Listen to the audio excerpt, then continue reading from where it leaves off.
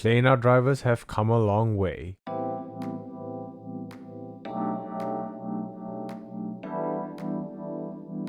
Hello and thank you for clicking on this video where I'll be sharing my experience on another Jade audio headphone, and this is the JT7, which is an open back planar magnetic headphone coming in at around $110 US.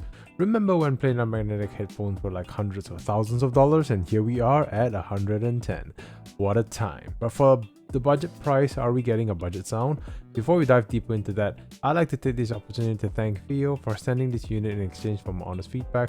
However, as always, all thoughts and opinions are my own and are not influenced by any parties. If you're interested in this or any other products that are featured on this channel, I'll leave some links in the description section of this video for you to check out. And if you've been enjoying my content, I hope you'll hit that like and subscribe button, as they'll help the channel a lot and I'd appreciate your support. When I first saw this, I thought this was a toy with how small the box was. I mean, this is comparing with the JT3 box, which means that this headphone is foldable, so that's an interesting start. Anyway, opening the box, you'll be greeted by the headphones themselves. It comes with two cables, one with 4.4. My guess is because it's a planar headphone, so it's going to want some power, but it also comes with 3.5mm termination and also the 6.4 to 3.5mm converter. The cable itself is just meh. Honestly, not the best feeling cable with that rubber tube feel to the cable. It's there, it does the job, but it feels budget. Speaking about feeling budget, this headphone is made with a lot of plastic, which is a good or bad thing, depending on your perspective. The good thing is that I feel they made this headphone so that it's easy to bring this headphone around with you as you're traveling, since this headphone can be folded, and the plastic makes the headphone lighter, which is great for wearing it. But it's not going to be winning any awards in the design department. There's an aluminum band with a ratchet design for adjustability, some cushioning for the top of your head. The headphone ear cups can swivel one side all the way and a few degrees on the other side. It already has more swivel than the JT3, so that's a good tick there. All black look, Theo and Jade audio branding on either end. A grill on the faceplate with a peak of the planar magnetic driver is as simple and straightforward as it gets. It's very portable. Hopefully it can take a beating, but it feels a bit on the cheaper side. At least with the plush ear pads and the weight of the headphone, it makes for a relatively comfortable wearing experience. It's wide enough that it makes it suitable for heads of all sizes, especially on larger heads, as some headphones apply too much clamping force when they are built a little too narrow, but you wouldn't be having that issue with JT7. So for sound, if you've ever wanted a planar magnetic headphone to sound warm, the Jade Audio JT7 is that answer.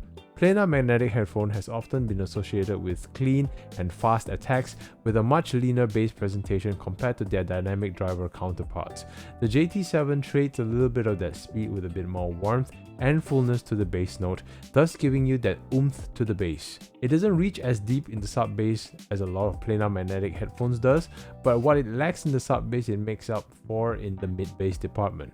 Don't be mistaken, it's still a planar magnetic headphone. It's still fast and speedy in its delivery. It's just a little bit meatier, which I feel a lot of people might enjoy that balance between both worlds. Treble is also another aspect associated with planar, where sometimes things get a little spicy up top, but for the JT7 there's still some energy there, but it's a bit more smoothed out, so you're not going to get pierced by notes or female vocals, which is great if you're sensitive to treble. And while it sounds like I'm singing nothing but praises, here are a few caveats to consider about this headphone. If you're already a fan of the planar sound, the lean sounding bass delivery but overall having a fast, speedy, clean presentation with some clarity and energy up top, that's not going to be the JT7. The technicalities of this headphone is somewhat impacted by its tuning, and while it's still there, imaging is good, you can hear what's happening in the left and right channel, there's some space between instruments, singer is right at the center without being overwhelmed by the background music, but the details are just not as distinct, or it won't have that incisiveness which is expected for a headphone with this tuning and at this price range.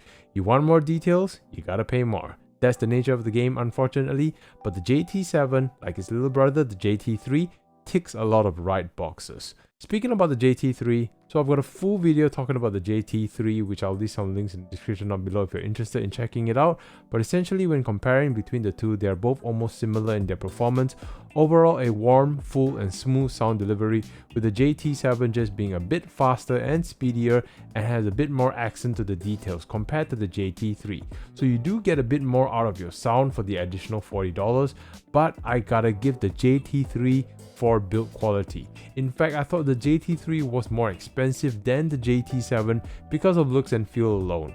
So much so that when I received the price info for these two headphones, I got them swapped. So it goes to show that the JT3 is punching above in terms of what you're paying for.